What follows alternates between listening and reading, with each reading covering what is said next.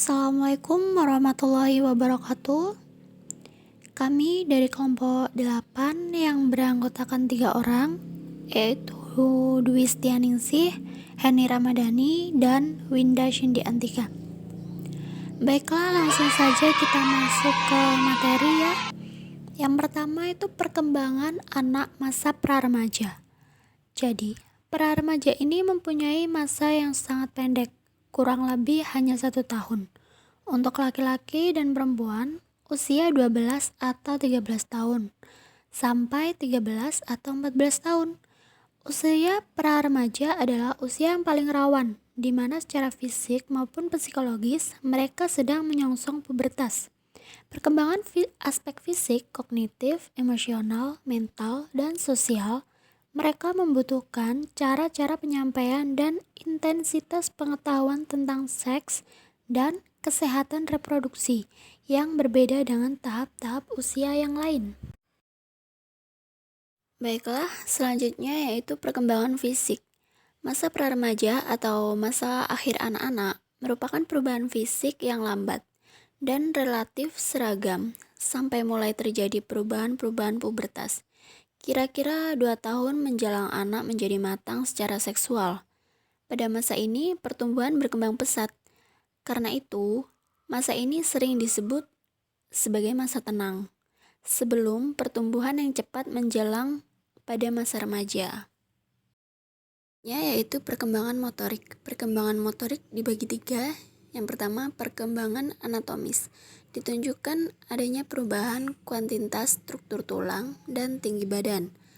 Yang kedua, perkembangan fisiologis, yaitu ditunjukkan adanya perubahan dari sistem kerja organ tubuh seperti kontraksi otot, peredaran darah, pernafasan, pencernaan, dan lain-lainnya. Yang ketiga, yaitu perkembangan perilaku, merupakan koordinasi fungsional antara persyaratan dan otot serta fungsi kognitif, efektif, dan konatif. Untuk perkembangan sosial pada anak pra-remaja, dinyatakan oleh Harlock bahwa pada masa kanak-kanak akhir, perkembangan sosial ditandai dengan 1. Menunjukkan minat nyata terhadap teman-temannya dan berusaha mengadakan kontak sosial. 2. Anak berminat dalam kegiatan dengan teman-teman yang mengharapkan anak untuk menyesuaikan diri dengan pola, perilaku, nilai-nilai, dan minat anggotanya. 3. Menjadi anggota kelompok dan saling berinteraksi. 4. Terlibat dalam kegiatan yang menyerupai kegiatan anak-anak lain. Perkembangan emosi masa anak pra-remaja. Yang pertama ada marah, takut, rasa ingin tahu yang tinggi, iri hati, kegembiraan, kasih sayang, dan cemburu. Mampu melakukan suatu proses operasional konkret dengan bahan yang konkret pula dan mampu mengklasifikasikan sesuatu yang konkret. Perkembangan moral. Yang pertama, anak sudah dapat memahami alasan yang mendasari suatu peraturan seperti peraturan, adat, agama, dan lain sebagainya. Yang kedua, anak sudah dapat mengasosiasikan setiap bentuk perilaku dengan konsep benar salah atau baik dan buruk. Selanjutnya yaitu perkembangan kognitif.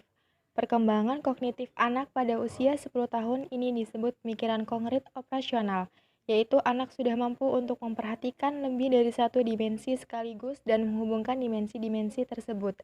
Mampu melakukan suatu proses operasional konkret dengan bahan yang konkret pula dan mampu mengklasifikasikan sesuatu yang konkret. Saya jelaskan pertama adalah perkembangan agama. Sebagian besar remaja awal masih menyesuaikan diri dengan kepercayaan agama orang lain dan belum mampu menganalisis ideologi-ideologi agama lain. Yang kedua, yaitu ciri-ciri pubertas. Ciri-ciri pubertas itu dibagi menjadi 6 tahapan. Tahapan-tahapannya itu sebagai berikut.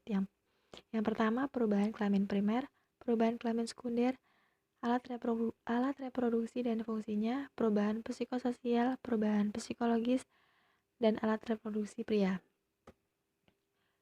Yang terakhir yaitu peran orang tua, masyarakat, dan pemerintah. Peran orang tua.